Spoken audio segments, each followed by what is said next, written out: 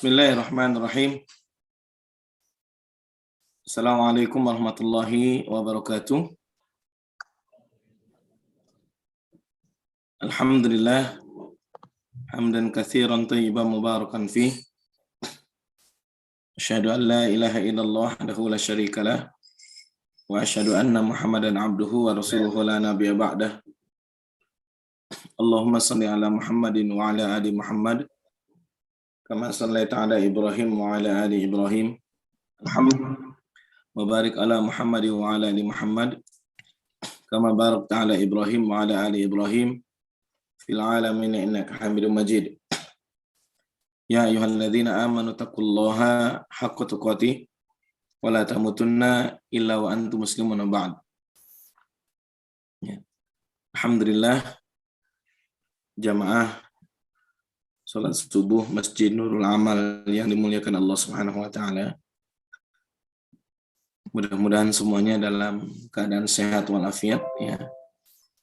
Dalam keadaan baik, ya, dan tetap dalam keadaan istiqamah, ya, pada Allah Subhanahu wa taala dalam agamanya yang mulia.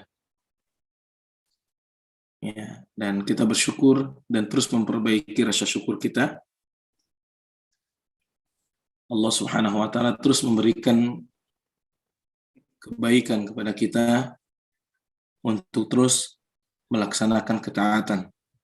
Ya, karena kenikmatan yang terbesar adalah ketika Allah Subhanahu wa taala memudahkan diri kita untuk taat kepadanya, untuk senantiasa membersamai orang-orang soleh, untuk terus berusaha menjadi lebih baik di hadapan Allah Subhanahu wa taala. Ya, afwan, mohon maaf, ya, saya belum bisa hadir secara offline ya di Selasa pagi ini, ya, karena memang ada keperluan saya di Kuningan. Ya. Saya sekarang posisi saya di Kuningan, Jawa Barat. Tapi mudah-mudahan ini tidak mengurangi semangat kita dalam coba memperbaiki amalan kita, memperbaiki hubungan kita dengan Allah Subhanahu wa taala dan memperbaiki ketaatan kita kepadanya. Alhamdulillah, kita sudah membuat program, Masya Allah. Barakallahu fikum. Ya. Program ini mudah-mudahan akan terus berlanjut dan menjadi sebuah wasilah untuk kita mendapatkan kebaikan, ya, baik di dunia maupun di akhirat.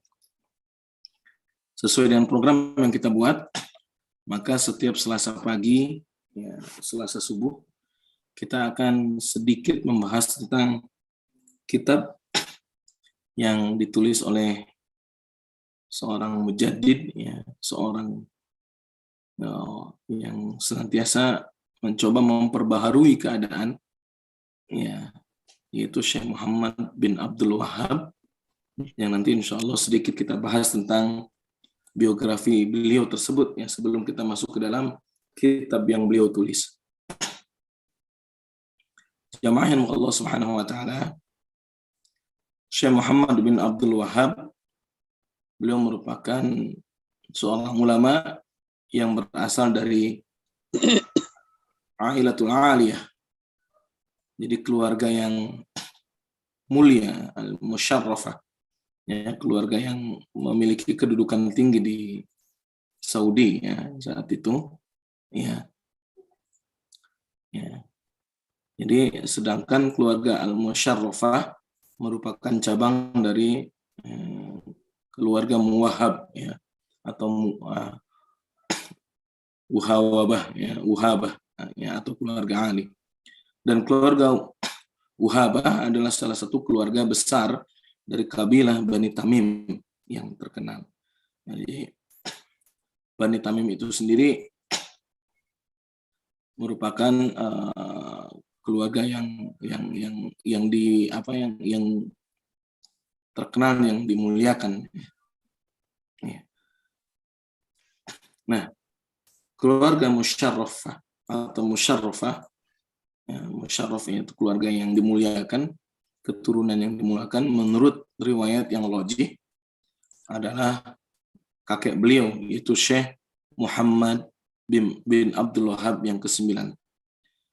Jadi nama lengkap beliau adalah Muhammad bin Abdul Wahab bin Sulaiman bin Ali bin Muhammad bin Ahmad bin Rashid bin Buraid bin Muhammad bin Buraid bin Musharraf. Ya. Jadi beliau ini berasal dari keluarga yang terkenal, ya, yang terkenal sebagai keluarga ulama. Ya. Jadi bukan sembarangan itu keturunannya, ya. Keturunan ulama. Ya, dan pada abad ke-11 Hijriah, ulama paling terkenal ya yang ada di Najd saat itu adalah kakek beliau langsung, yaitu Sulaiman bin Ali, yang menjabat sebagai qadhi atau hakim ya di Raudhah Sudair, ya, di daerah Bani Tamim saat itu. Setelah berhenti, beliau pindah ke Uyainah dan menjabat sebagai qadhi pula, serta menjadi syekh atau guru ilmu-ilmu syariat ya bagi sejumlah penuntut ilmu. Dan di antara penuntut ilmu syar'i adalah dua orang putranya yang bernama Abdul Wahhab, yaitu ayah dari Syekh Muhammad bin Abdul Wahhab. Ya. Jadi Syekh Muhammad bin Abdul Wahhab itu namanya Muhammad, ya, karena cuma dinisbahkan kepada ayahnya. Ya, karena kan kalau di Saudi itu, di Arab itu namanya singkat Muhammad Ibrahim gitu ya. Ya, dan Ibrahim paman beliau. Jadi Masya Allah, Syekh Abdul Wahhab beliau berguru langsung kepada ayahnya, itu Syekh Sulaiman bin Ali. Ya, begitu juga saudara dari Syekh Abdul Wahhab yaitu Syekh Ibrahim, beliau juga sama-sama belajar dari Syekh Sulaiman bin Ali. Jadi memang luar biasa ya, keturunan keluarga ulama. Ya, kelak Abdul Wahhab pun menjadi seorang alim yang kemudian menduduki jabatan qadhi di Uyainah. Ya, walaupun tidak sebesar tingkat keilmuan dari Syekh Sulaiman bin Ali, ya. Itu ayahnya. Ya. Ya, memang pendek kata, Syekh Muhammad bin Abdul Wahhab rahimahullah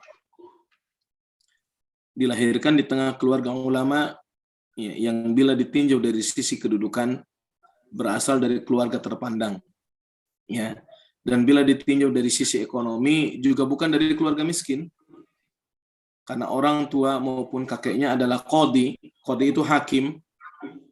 Ya, kalau zaman sekarang juga kan hakim itu, hakim jaksa itu memiliki apa namanya ekonomi yang tinggi. Nah, beliau ini Syekh Muhammad bin Abdul Wahhab dilahirkan di Uyainah pada tahun 1115 Hijriah atau kurang lebih 1703 Masehi. Ya. Ini kehidupan beliau. Ya, dan sekilas ya, sekilas nama beliau dan nama keluarga beliau, ya, serta tahun lahir beliau. Nah, di antara orang ada yang mengatakan bahwa Muhammad bin Abdul Wahhab tidak memiliki guru. Ya. Ini ada orang yang mengatakan demikian. Ada dua kemungkinan kenapa orang berpendapat seperti itu. Kemungkinan pertama adalah orang tersebut benar-benar tidak mengerti dan tidak mengenal siapa beliau. Ya. Jika ini kemungkinannya, harusnya orang tersebut tidak boleh berbicara seperti itu yang dia tidak ketahui. Ya, sebab berarti hanya berbicara ya sembarangan, tidak berdasarkan pengetahuan yang dia miliki. Ya, orang-orang yang mengerti ya tentu akan mentertawakan Padahal Syekh Muhammad bin Abdul Wahab ini memiliki banyak guru. Kemungkinan kedua, ia memang mengerti bahwa Syekh Muhammad bin Abdul Wahab, beliau banyak memiliki guru. Tetapi karena orang ini begitu benci dan dendam kepada beliau, kepada Syekh Muhammad bin Abdul Wahab, sehingga yang dikatakannya tentang orang tersebut, ya, yang keluar dari hatinya itu penuh dengan kedengkian. Jika demikian, ya, maka bisa dipastikan bahwa sebagian besar kata-katanya akan diwarnai kedustaan. Ya, dalam rangka memang ingin menjatuhkan, ya, kemuliaan orang yang dia benci. Ya. Jadi itulah orang-orang yang berpikiran miring terhadap Syekh Muhammad bin Abdul Wahab rahimahullahu taala. Ya. Masa kecil beliau, yaitu Syekh Muhammad bin Abdul Wahab rahimahullahu taala, lebih banyak digunakan untuk mempelajari Al-Qur'an. Ya, tidak hanya dipergunakan untuk main seperti halnya, ya, zaman sekarang dengan teman sebayanya. Ya, beliau telah menghafal Al-Quran di usianya 10 tahun. Ya, dan beliau memang terkenal sangat cerdas, cepat menghafal, dan fasih dalam pengucapan kata-kata. Ya. Ya. Beliau juga belajar dari ayahnya. Ya, belajar dari kakeknya. Ya. Sehingga wajar semenjak kecilnya beliau rahimahullah taala sudah memiliki motivasi menuntut ilmu syar'i yang tinggi. Ya. Sebelum beliau rahimahullah taala melakukan perjalanan jauh ke berbagai negara untuk menuntut ilmu, hal yang pertama kali beliau lakukan adalah menyibukkan diri dengan menggali ilmu agama dari ayahnya sendiri. Ya. Maka dasar-dasar ilmu yang kuat, ya, seperti ilmu usul dan yang lainnya, sudah beliau miliki semenjak umur belia gitu ya. Berkisar antara 10 tahun. Beliau ini sudah memiliki ilmu-ilmu dasar dalam masalah agama. Ya. Ayahnya sampai heran melihat semangat dan kecerdasan beliau ya. Bahkan ayahnya sampai berkata, "Aku benar-benar dapat mengambil banyak faidah hukum dari Muhammad." Ya. Atau yang senada seperti itulah gitu. Artinya ketajaman beliau dalam berpikir, ya, ketajaman beliau dalam memahami sebuah pelajaran itu sangat kuat. Ya. Beliau rahimahullahu taala Muhammad bin Abdul Wahab, beliau mencapai usia balignya sebelum usia 12 tahun. Kalau kebanyakan laki-laki kan 17 tahun. Ya. Maka pada usia itu, ya, sesudah usianya baligh, beliau sudah disuruh menjadi imam salat oleh ayahnya. Ya, dan ayahnya pun sudah menikahkan beliau. Jadi usia 12 tahun sudah menjadi imam di Masjid Jami. Ya, sudah menjadi imam, ya, luar biasa di usia 12 tahun. Ya. Jadi jelas bahwa ayahnya ini merupakan salah satu guru beliau. Ya. Pada usia yang sama, yaitu usia 12 tahun, beliau rahimahullah taala pergi haji memenuhi rukun Islam yang kelima, ya, berangkat haji di usianya 12 tahun. Ya. Dan selanjutnya beliau mengunjungi kota Madinah dan menetap di sana selama 2 bulan. Nah, baru sesudah itu beliau kembali ke kampung halamannya. Ya. Ini adalah perjalanan haji beliau yang pertama. Ya. Jadi Masya Allah usia 12 tahun sudah melaksanakan haji dengan keilmuan yang mumpuni gitu. Jadi bukan hanya sekedar ikut-ikutan. Ya, bahkan menjadi imam. Nah, ini kan luar biasa sekali gitu ya. Ya, seperti itu.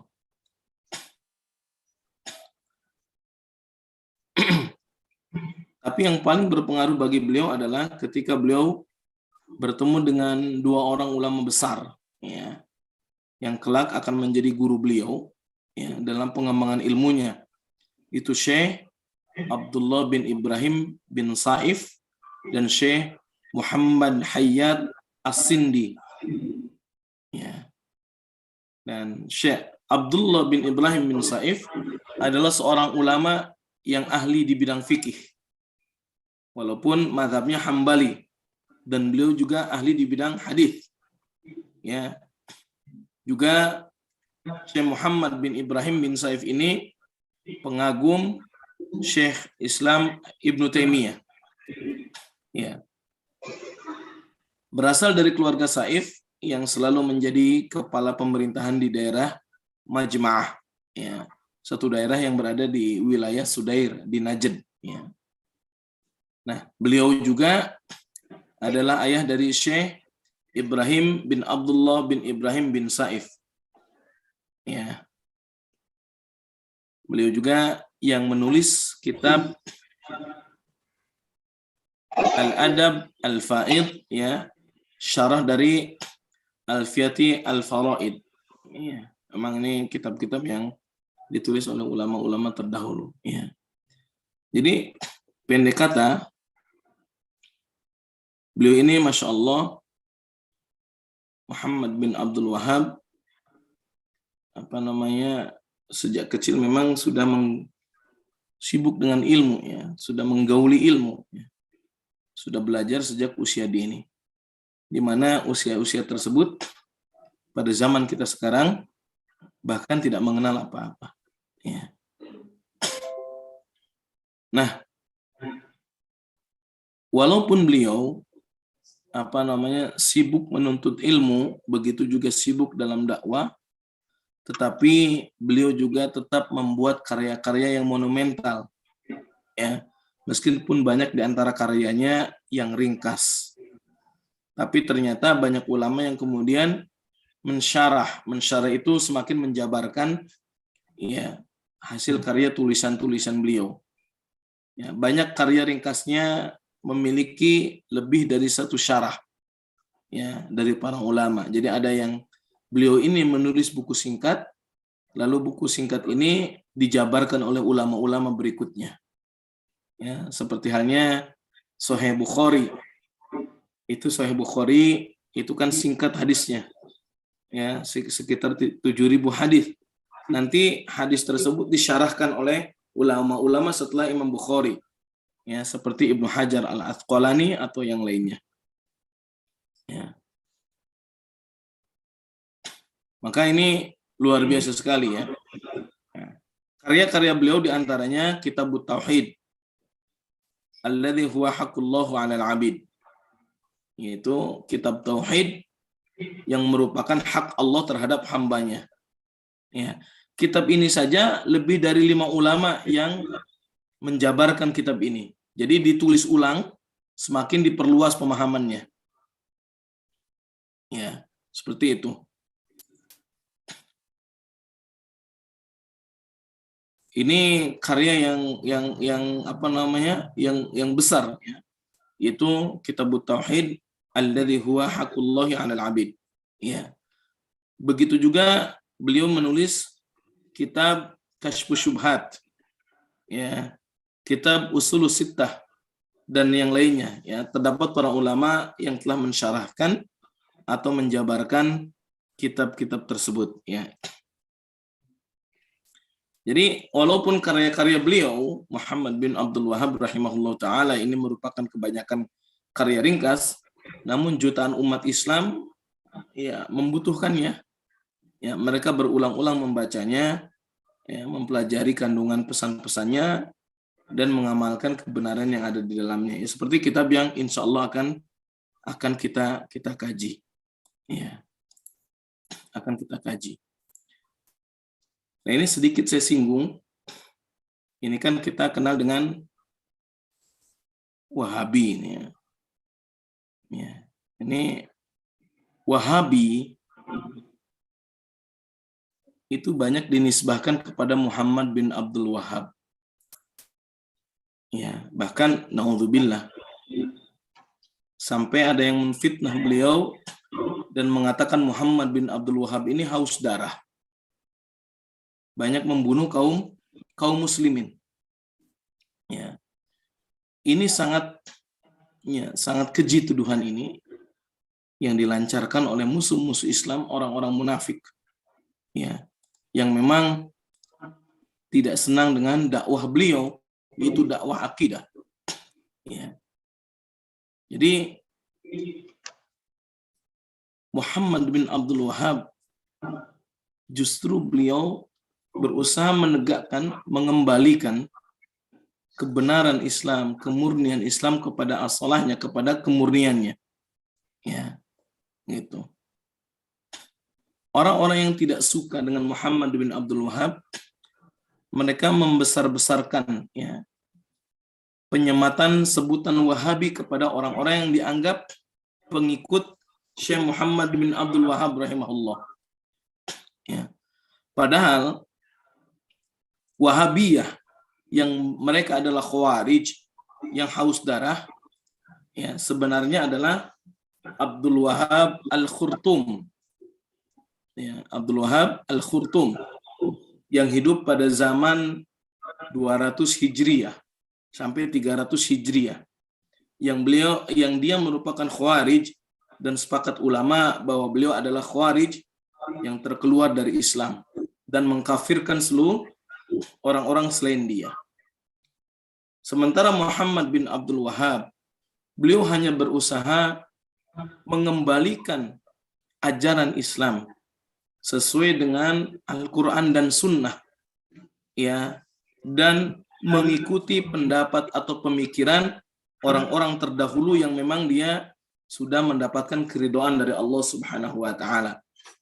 Pendek kata, mengikuti Al-Quran dan Sunnah sesuai dengan pemahaman para sahabat ridwanullah alaihim ajma'in, para tabi'in, para tabi'ut tabi'in, dan ulama-ulama yang mu'tabar, yang mereka betul-betul memahami hukum-hukum yang diturunkan oleh Allah Subhanahu wa Ta'ala kepada Nabi Allah sallallahu alaihi wasallam. Ya. Kalau orang-orang itu membaca buah karya Syekh Muhammad bin Abdul Wahab, mereka akan menjumpai betapa lembutnya beliau, betapa hati-hatinya beliau, ya, dalam menghukumi sesuatu, dalam beristinbat hukum, ya, terhadap ayat dan hadis. Ya, beliau berusaha tidak mengikut sertakan hawa nafsu beliau.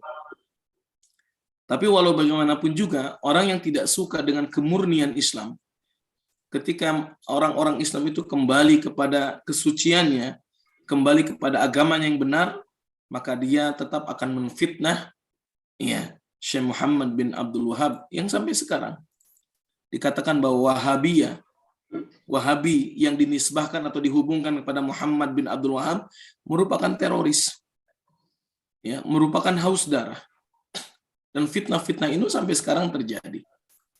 Ya, ya, ini adalah orang-orang yang boleh jadi tidak paham atau boleh jadi paham, tetapi mereka benci terhadap dakwah Islam.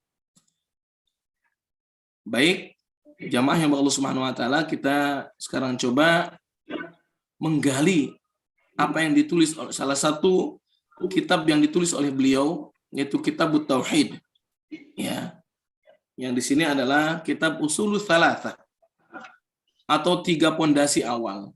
3 pondasi dasar yang harus dipahami oleh kaum muslimin. Ya.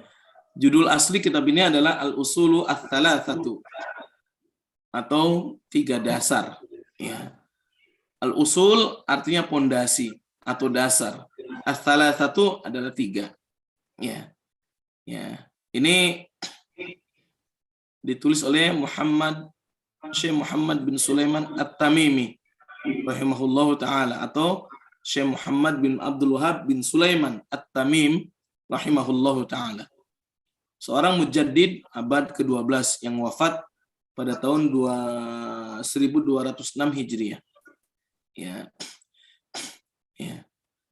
Ini bahkan sudah diteliti oleh Nasib bin Abdullah At-Tarim, ya, dan kawan-kawan. Ya. Jadi enggak sembarangan tulisan ini ditelaah dulu. Ya. Diterjemahkan oleh Abu Zur'ah At-Taibi, diterbitkan oleh Pustaka Syabab di Surabaya. Nah, ini mukadimahnya yang bisa dibaca. Kita langsung kepada isi daripada kitab ini. Al-Usulul Thalathah. Ya, ini matan dan terjemahnya. Matan itu adalah isinya, isi intinya, dan diterjemahkan. Nanti insya Allah kita bahas tentang syarahnya. Ya. Bismillahirrahmanirrahim. Ya. 4 kewajiban setiap muslim. Ya, ketahuilah, semoga Allah Subhanahu wa taala merahmatimu. Ini ucapan beliau. I'lam rahimakallah. Ketahuilah, semoga Allah merahmati kalian, bahwa wajib bagi kita mempelajari 4 hal. Ini kewajiban kita mempelajari 4 hal.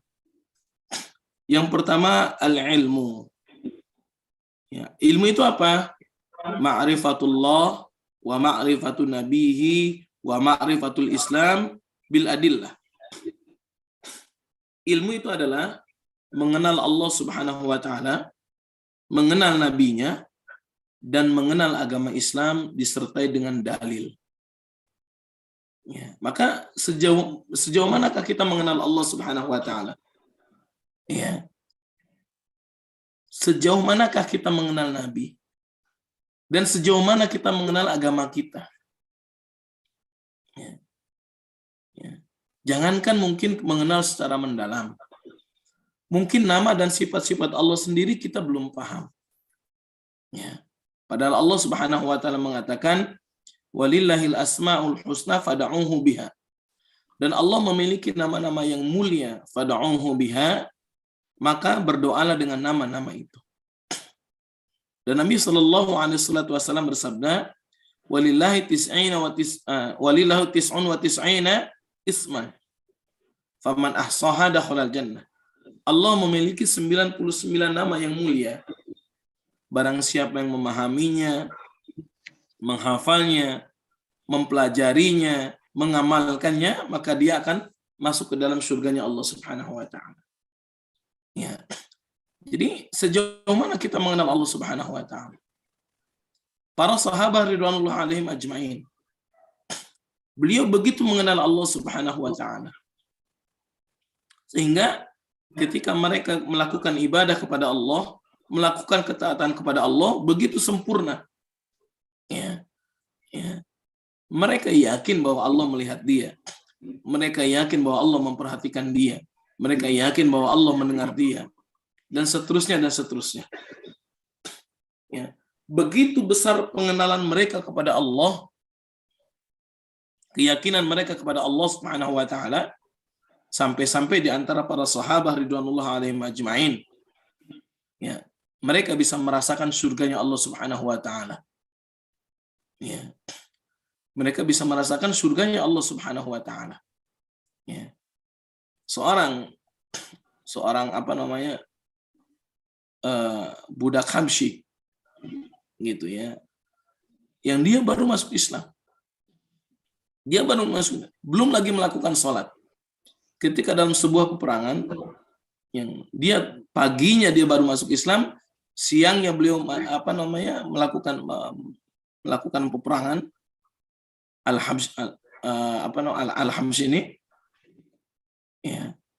Beliau ketika sedang mengunyah satu butir kurma, ya. Lalu beliau membuang setengah kurma itu sambil mengatakan, bah, jangan sampai setengah kurma ini menghalangi aku masuk surga. Aku telah mencium bau surga dari balik bukit. Ya, sebegitu keyakinan mereka. Ya. Maka jamaah yang Allah Subhanahu wa taala, mengenal Allah Subhanahu wa taala merupakan hal yang terpenting. Ya. Ya.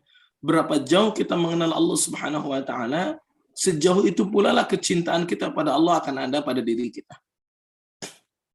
Wa minan nasi may yattakhidhu min dunillahi andadan yuhibbunallah ka hubbillah walladzina amanu asyaddu hubban lillah.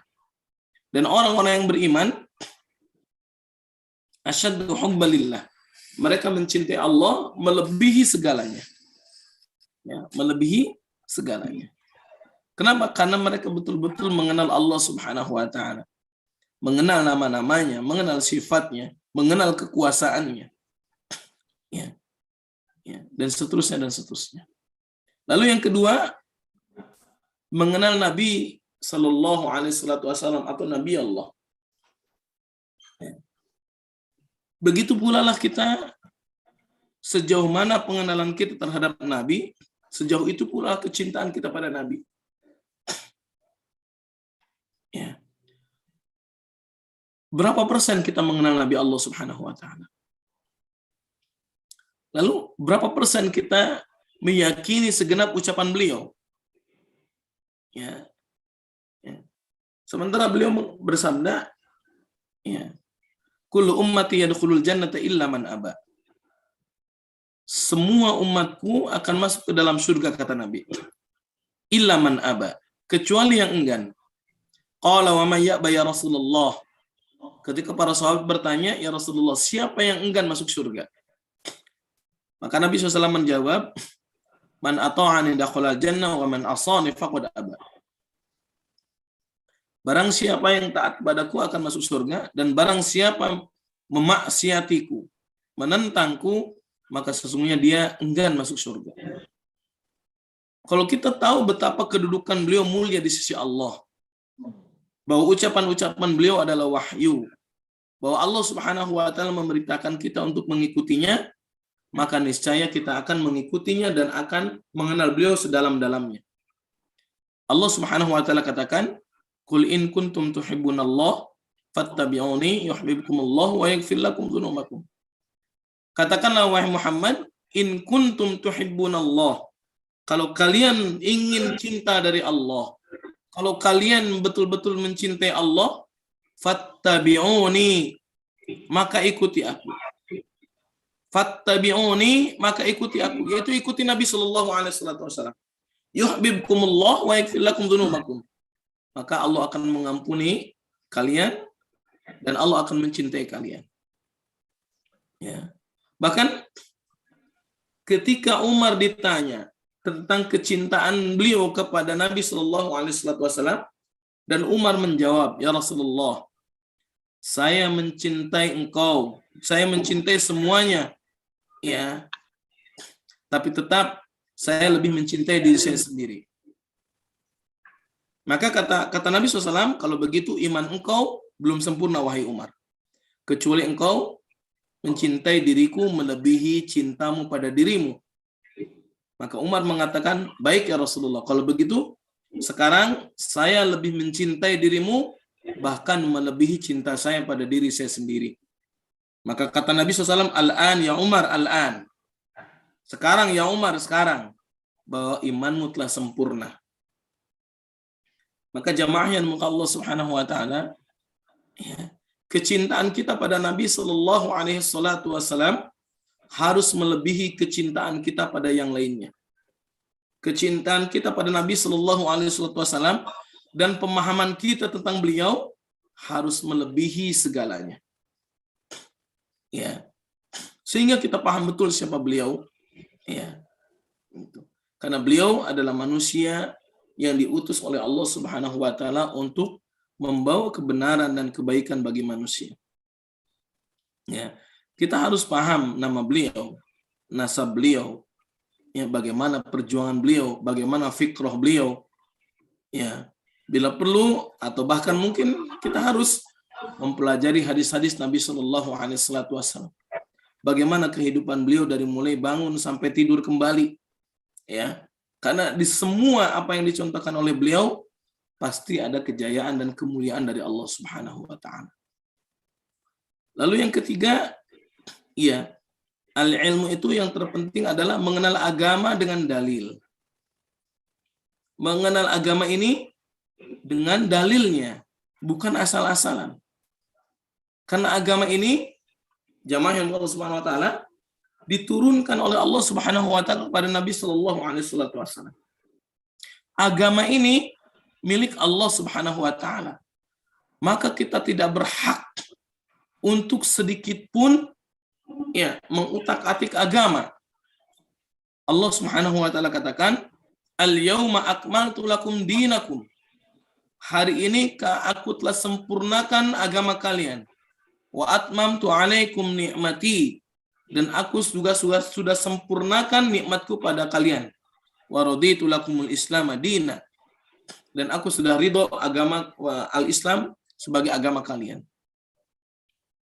Maka jamaah yang Allah Subhanahu wa taala, semua agama ini sudah sempurna.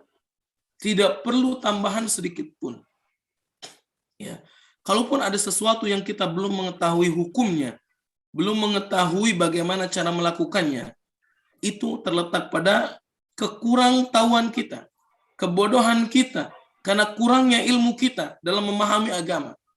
Tapi sejatinya agama itu sudah sempurna dan tidak mungkin lagi untuk ditambah. Ya. Ada dalil-dalil dasar yang memang perlu kita kembangkan. Bukan berarti bahwa agama itu sudah tidak sempurna. Tapi dalil-dalil dasar itu merupakan pondasi dalam mengembangkan kehidupan, untuk dalam menetapkan sebuah hukum dalam sebuah kehidupan. Ya, maka kita ada Al-Qur'an, ada As-Sunnah, ya, dan ada ijtihad. Ijtihadnya para ulama, yang ijtihad mereka pun pasti memiliki dasar Al-Qur'an dan hadis. Maka jamaah Allah Subhanahu wa taala, itulah agama kita. Maka kita sedikit demi sedikit harus paham, ya, dalil tentang sholat, dalil tentang sujud, dalil tentang ruku, dalil tentang zakat, dalil tentang puasa. Sehingga ketika kita melaksanakan ibadah-ibadah tersebut, kita meyakini dalil-dalil ibadah-ibadah tersebut, dan ibadah tersebut berdasarkan sesuai dengan apa yang Allah Subhanahu wa taala perintahkan. Maka itu yang ketiga dari tentang ilmu, yaitu mengenal Allah, mengenal nabinya, dan mengenal agama Islam disertai dengan dalilnya.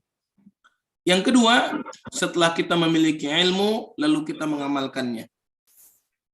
Ya. Karena ilmu itu perlu pengamalan. Allah Subhanahu wa taala katakan, ya ayyuhalladzina amanu lima taquluna ma la taf'alun. Kabura maqtan indallah an taqulu ma la taf'alun. Wahai orang beriman, ya, kenapa engkau berbicara tapi tidak beramal? Kabura maqtan, besar kemurkaan Allah, an taqulu ma la taf'alun, kalau kamu ngomong tapi enggak beramal. Maka ilmu ini buahnya adalah amal. Jadi kalau ilmu ini tidak menghasilkan amal, maka tidak ada keberkahan ilmu. Ya. Maka walaupun ilmu kita sedikit, tapi kita berusaha untuk mengamalkan ilmu tersebut, insya Allah Allah Subhanahu wa taala akan menambah ilmu yang Allah Subhanahu wa taala sudah berikan pada kita. Wallahu a'lam bishawab. Mungkin ini dulu ya pembahasan kita. Insya Allah selanjutnya kita akan membahas di pertemuan berikutnya, mudah-mudahan bisa offline, yaitu tentang pondasi ketiga dan keempat. Silakan kalau mungkin di antara jemaah ada yang ingin ditanyakan. Bapak.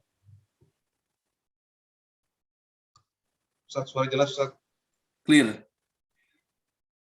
Silakan Bapak, jika ada yang ingin ditanyakan. Atau dari jamaah online. Jamaah yang online. Silakan juga.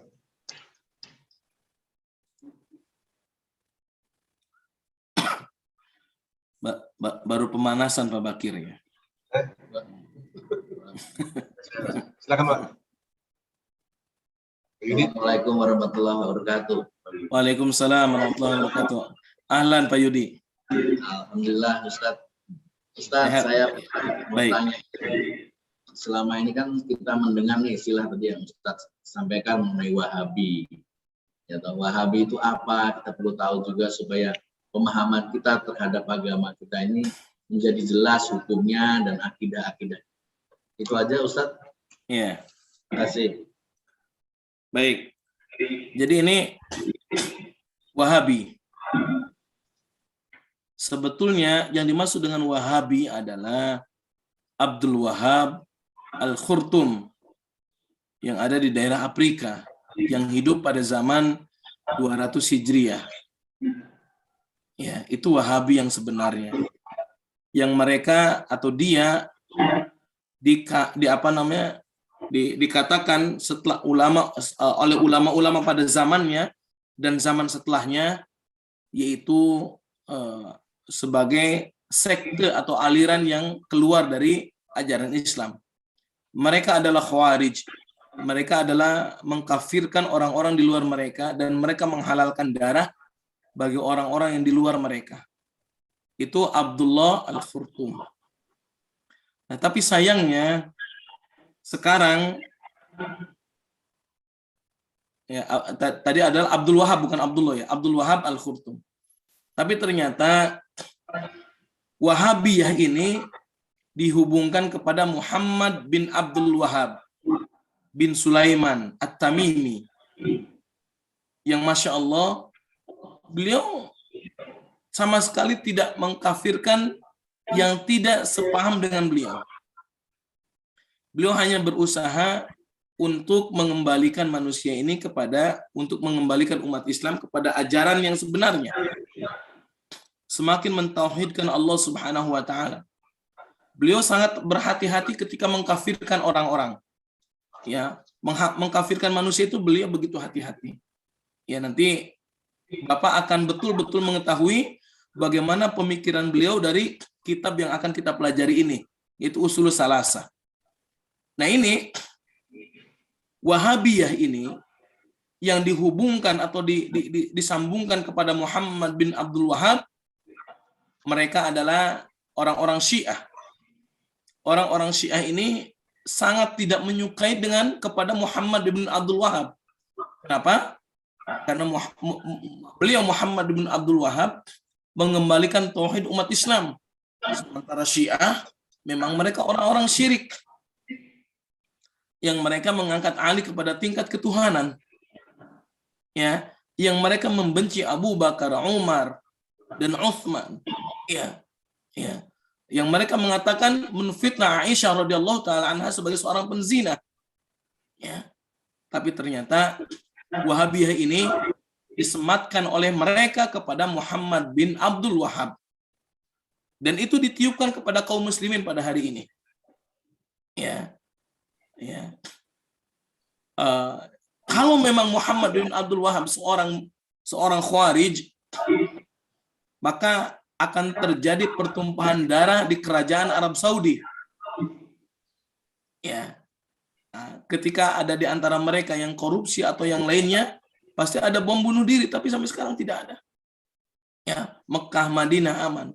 Justru pertumpahan darah dilakukan oleh kaum Syiah. Ya, pada tahun 70-an atau 80-an, ya, ketika di musim haji. Gitu, karena pemerintah Saudi saat itu melarang Syiah untuk melakukan haji. Ya, karena memang orang-orang Syiah sendiri, ya, kalau tidak salah di fatwa di ulama-ulama Pakistan itu bukan dikatakan sebagai Islam. Mereka sudah keluar dari Islam. Nah, sayang sekali memang pemahaman tentang makna Wahabiyah ini ya dibelotkan kepada Muhammad bin Abdul Wahab dan bukan Abdul Wahab Al-Khurtum. Secara nama saja sudah beda. Kalau ini yang hidup pada tahun 1115 ini kan namanya Muhammad, bukan Abdul Wahab.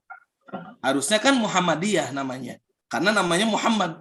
Sementara tahun 200 Hijriah itu namanya Abdul Wahab. Wajar kalau dikatakan Wahabiyah. Gitu.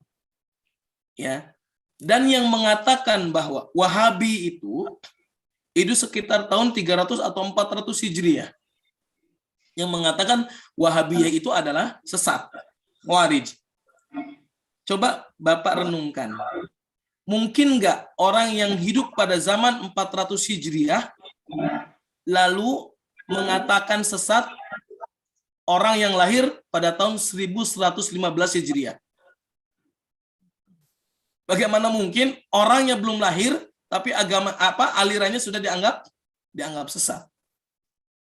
Ya. Jadi ini kekeliruan kaum muslimin yang harus diluruskan. Bahwa Wahabiyah ini adalah sekte pada zaman Abdul Wahab Al-Khurtum di tahun 200 atau 300 Hijriah. Sementara ya Muhammad bin Abdul Wahab, beliau terlepas diri ya dari fitnah yang dilakukan, propaganda yang diberikan oleh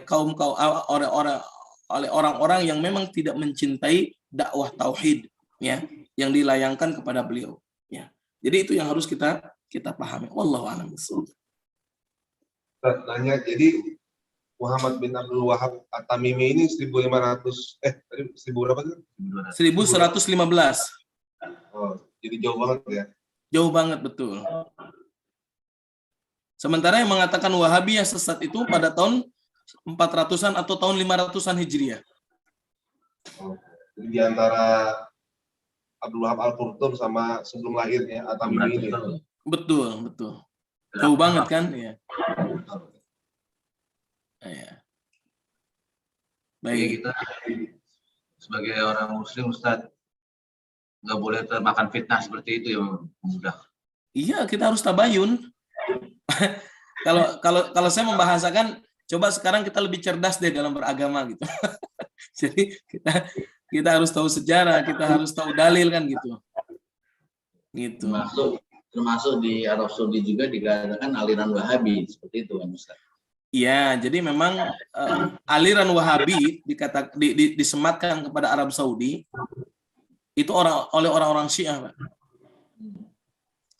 Ya, mereka dihubungkan dengan nama Abdul Wahabnya gitu. Jadi luar biasa, kebetulan namanya Muhammad bin Abdul Wahab, ya yang diincar Abdul Wahabnya itu gitu. Gitu. Yang ya mereka bermain di kalimat atau di kata Abdul Wahab gitu. Padahal Muhammad bin Abdul Wahab beliau tidak membuat madhab.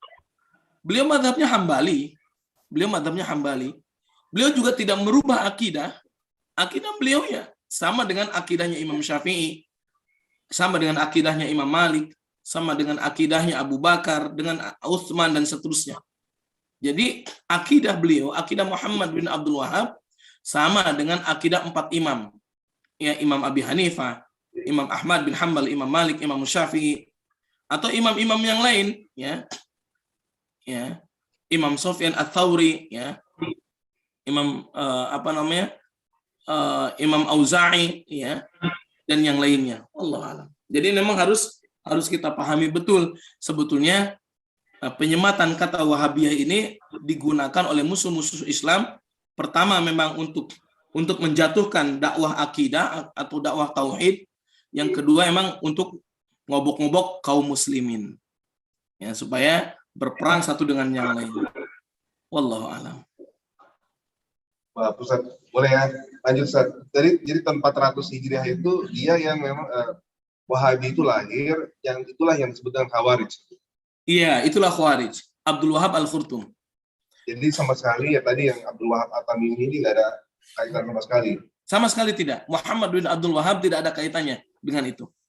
Nah, yang beredar sekarang kan banyak sekali Ustaz di media ini mengatakan bahwa Ustaz ini Wahabi dan seterusnya, Ustaz. Nah, itu ya, referennya kemana, Ustaz? Referensinya kemana? Sebetulnya yang pertama kali disematkan itu kan Wahabi itu ke Arab Saudi. Dari situlah pasti akan berkembang, akan di breakdown. Pokoknya kalau ustadz lulusan Arab Saudi Wahabi aja. Ya. So itu fitnah, itu fitnah. Dan padahal kalau ditanya orang Arab, mereka ngakunya Wahabi semua, Pak, ya, Ustaz. Kalau apa? Kalau orang Arab ditanya, mereka ya pasti Wahabi karena guru mereka, ulama mereka kan gitu ya. Iya. Bukan yang Qurtub itu kan ya. Bukan Abdul Wahab Al-Khurtum, bukan. Iya. Mereka akan mengatakan Muhammad bin Abdul Wahab. Jamaah, Khawarij itu akan mengkafirkan selain dia. Dan dia akan menghalalkan darah orang selain dia. Kalau memang ya Muhammad bin Abdul Wahab dan murid-muridnya terus sampai kepada zaman kita sekarang memang beraliran Khawarij, maka dari dulu Indonesia itu sudah sarangnya bom, bunuh diri dan seterusnya. Ya. Tapi kan tidak. Gitu. Kita justru menolak keras dengan keras orang-orang yang mengkafirkan pemerintah, orang-orang yang melakukan bom bunuh diri untuk menolak pemerintah. Kita menerima pemerintah yang sah, ya, dalam artian ya sah dilantik gitu ya. Masalah pemungutan suaranya seperti apa ya itu bukan urusan kita. Kita tahunya itu jadi ya sudah kita terima gitu. Apakah kita menentang hukum-hukum yang diterapkan oleh mereka? Tidak gitu kan. Sami'na wa ata'na kan gitu. Ya. Nabi Shallallahu alaihi wasallam beliau pernah mengatakan akan datang suatu zaman pemerintah kalian hati-hati mereka hati-hati syaitan. Yakhuduna amwalan nas bi ghairi haqqin. Mereka akan mengambil harta-harta manusia tanpa hak. Ya, ketika salah satu seorang sahabat, kalau tidak Abu Dzar, Mu'adz kalau tidak salah itu, beliau bertanya, kalau itu terjadi pada zaman kami ya Rasulullah, apa yang kami lakukan? Kata beliau apa? Kata Nabi SAW.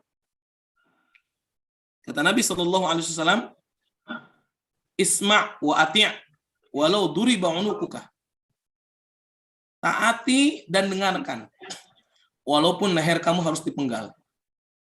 Sebegitu taatnya kepada pemerintah. Ya. Sebegitu taatnya kepada pemerintah.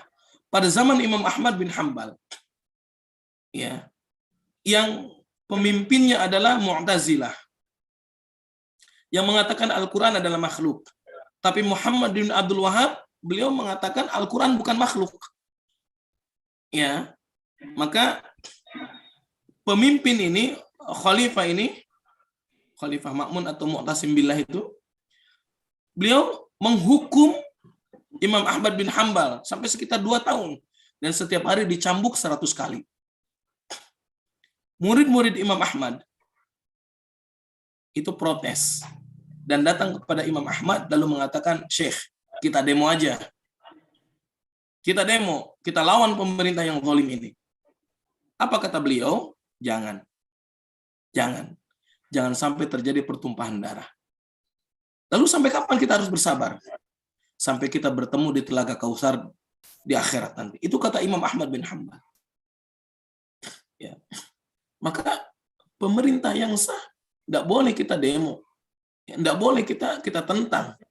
Kalaupun kita mau menyalurkan aspirasi dengan baik-baik, jangan sampai terjadi pertumpahan darah. Karena bagi kaum muslimin, ya, pertumpahan darah itu sesuatu yang tercela. Ya, kecuali memang diperlukan pengorbanan ya seperti peperangan atau yang lainnya. Gitu.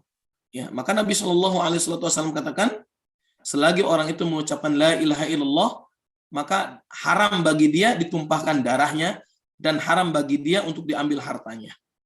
Sebegitunya Islam melindungi umatnya kan gitu.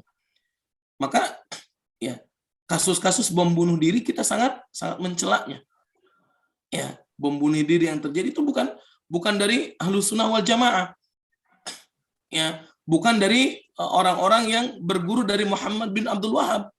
Mereka adalah Khawarij yang keliru dalam memahami akidah.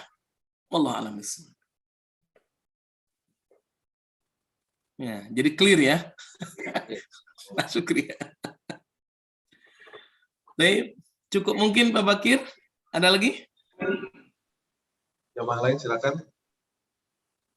Kalau sudah saya mau pamit gitu. Maaf, nasi uduknya nggak ada, Ustaz. Hah? Ada nasi uduk. Sudahlah, tenanglah.